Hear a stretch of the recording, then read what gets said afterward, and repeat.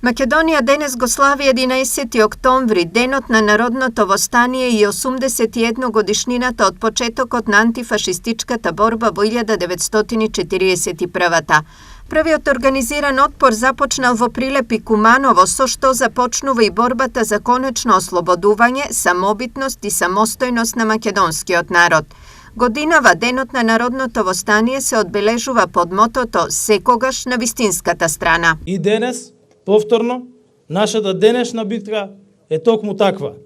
Да продолжиме по патот на мирот и прогресот, без да дозволиме кој било, што било и било кога да ни го попречи овој пат.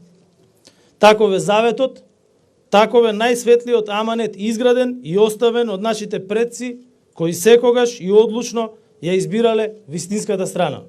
Од првите партизански одреди кои ја почнаа борбата, Народно-ослободителната војска на Македонија на крајот од 4-годишната војна прерасна во добро организирана 110.000 армија со воени формации од највисок ранг. Круна на борбата се одлуките на првото заседание на Асном во 1944 година, со кои се оживотворени повеќе вековните идеали за основање македонска држава.